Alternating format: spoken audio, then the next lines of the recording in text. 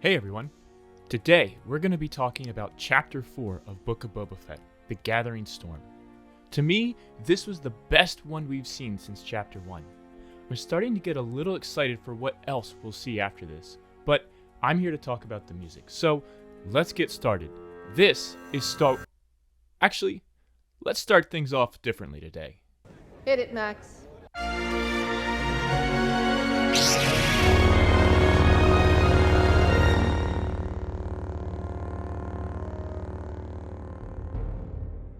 Do it.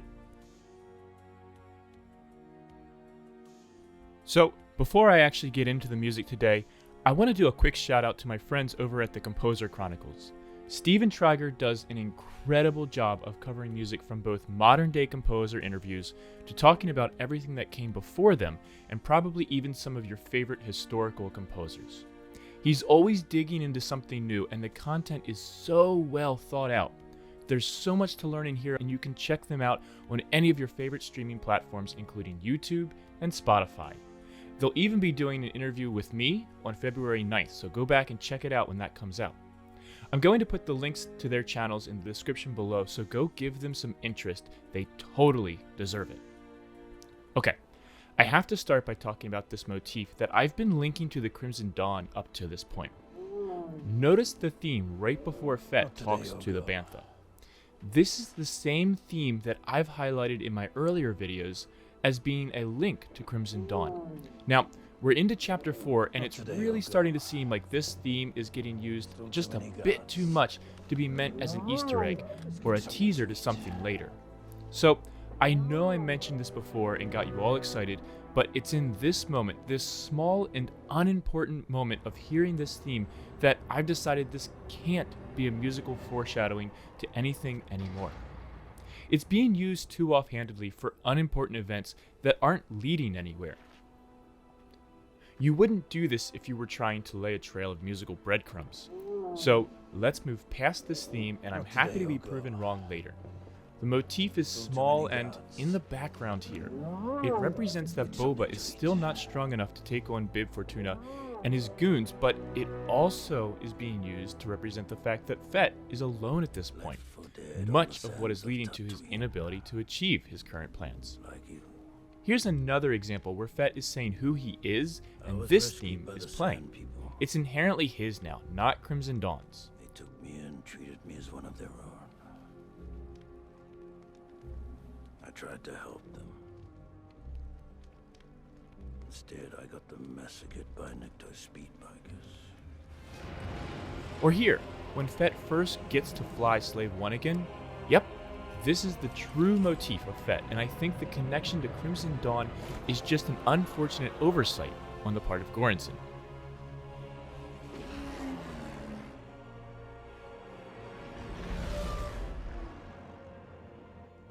Right after the title card, we find Fett riding his Bantha up to this club with the now officially dubbed Power Ranger bikers of Star Wars hanging out outside. This is a gang of Star Wars millennials that get cybernetic implants put into them to enhance themselves. But what I want to talk about is the music playing as Fett rides up. This music, which is reminiscent of club electronic dance music, is setting us up for the scene to come. Listen to how the music ramps up as Fett goes into the cybernetic lab club. Now, granted, the music changes, but we're left with the sensation that we got closer to the source of this music as we went inside. This leaves us with the impression that the music is actually being played and heard by the characters in this scene and transports us deeper into the scene. While not the best example, this is still an example of what's called source music within a film or TV show, and Star Wars is packed full of this. Max Rebo, the modal nodes, the Gungan drum corps, it's all source music, and it's a large part of the world building and cultural development from the very beginning with Lucas and now with later creators. It's a lot of why this channel is important, because music is so important to giving us the impression of how to relate to different cultures within the Star Wars universe. The music we hear as Fett walks in is a type of EDM or electronic dance music by the use of, well, electronic sounds and a strong beat or pulse accentuation. I would personally classify this into a subgenre of industrial EDM because of the use of distorted sounds and the industrial type very metallic sounds as well. And this is important because we relate these genres and subgenres to stereotypes. Yes, directors and producers are constantly using your innate stereotypes that you have, whether you want to admit it or not, to help tell you a story. By incorporating something in the realm of industrial EDM into this scene, we're imagining young hipsters without jobs breaking into abandoned factories at night to have all-night ragers. And because of that industrial concept, they may just be technologically savvy as well. So yeah, I'd say that one hit pretty well on the nose, and we actually see musician Thundercat playing the role of the cybernetic surgeon here with a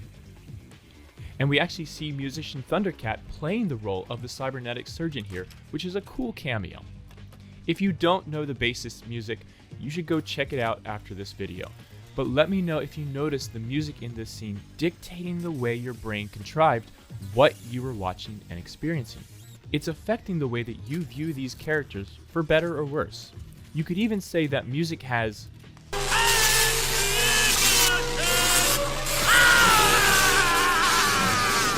Okay, that was a bit much. Notice as well how the equalization of the music changes right here as the two characters talk. Aren't you gonna close her up? Cover all that beautiful machinery. It gets deeper in its timbre. This is in contrast to music written directly for a scene that works and changes with the dialogue. Instead, I'm guessing this track was simply thrown together, superimposed into the scene, and then EQ'd to fit dialogue afterwards. Personally, it works for EDM, but feels a little bit cheap in comparison to the care and precision that John Williams put into his movies. And I know, this isn't John Williams and I'm comparing apples to oranges, but it's worth discussing towards the future integrity of Star Wars media. I'm going to do another video later about how this music does and also doesn't mesh well with the Star Wars universe. This is something I'd really love to hear from all of you on though as well. What do you think of the music in this comparison to the spaghetti western music that dominates the sound world of this show so far? Let me know in the comments below. Moving on, the music in this scene is deliberately soft to give us the sense that this little probe droid is sneaking and avoiding being detected. Quieter music and sounds inherently heighten our senses and make us more aware of what we might not be noticing. Very similar to what happens when we sneak around and try to be undetected. Notice as well how the music takes on an intensity here while staying relatively quiet as Fett's been discovered, but not by everyone. And then back to quiet again momentarily as the Ratcatcher droid comes in. As they become detected again, the music gets louder, and then once again back to quiet. Okay, Fett sucks at sneaking. How are you a bounty hunter, man? Speaking of being a bad bounty hunter, let's come back to your Sarlacc pit, Boba. As he peers into it, there is a strong sense of stillness. The Sarlacc is not moving, and the music is only very quiet drones. It's setting us up perfectly with our senses once again heightened for one of the favorite techniques of a film composer, and that is the jump scare. Right as we get sudden movement on screen, the music comes to life as well, and then a sudden jolt to multiple senses can be too much for our brain to quickly adjust to and know how to prioritize. So it goes into a momentary fight or flight response, which is what makes us jolt. Now, granted, we've all seen this technique used about 1 million times by now, so we're conditioned to it, but it's still worth noting. There's also this other motif that's going here when Fett is in his back tank, and we also heard it when he shot up the bikers.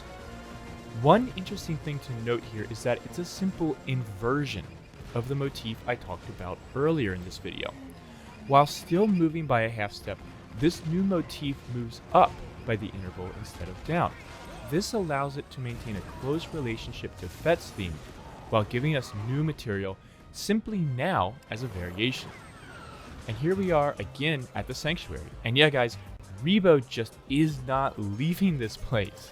There isn't much to talk about here in terms of the music, although it is worth noting that this is the second time in this show now that poor Max Rebo has been interrupted in the middle of his jamming session, this time by a testosterone-driven Wookiee.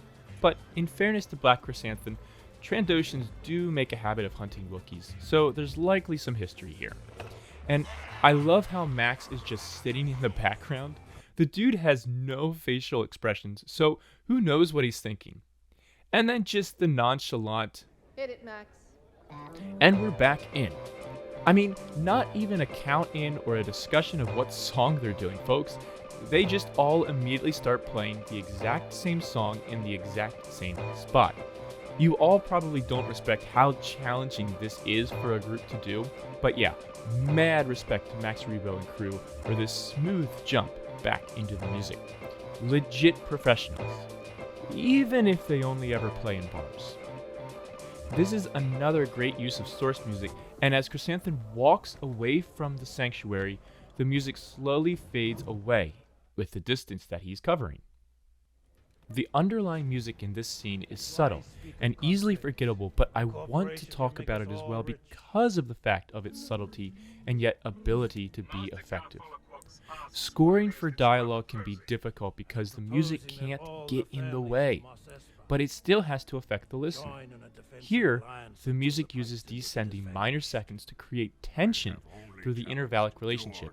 In other words, our brains hear half steps as feeling unsettled, but by having the half step go down in pitch, the tension is not rising in this scene, but simply maintaining or possibly even declining as we eventually see. I love when music can be subtle but effective, and this is a great example of just that. But sometimes not so subtle music can be cool as well. At the end, we see Fett and Shan talking about hiring muscle, and Shan mentioning that you just need to know where to look. And at this point, we totally get the Mandalorian's theme with the bass recorder and the electric guitar following it. So this has to, and I mean has to, link to the characters of the Mandalorian in some way. Is Din Djarin coming back? Are they about to hire out Death Watch or all of the Mandalorians? We know another season of the Book of Baby Yoda, I mean, The Mandalorian, is coming. What implications could this have for that show? Tell me what you think in the comments below, and tell me if I've missed anything important in this episode. And before you go, please don't forget to like this video and subscribe to learn more about the music of the galaxy far, far away. And as always, may the be with you.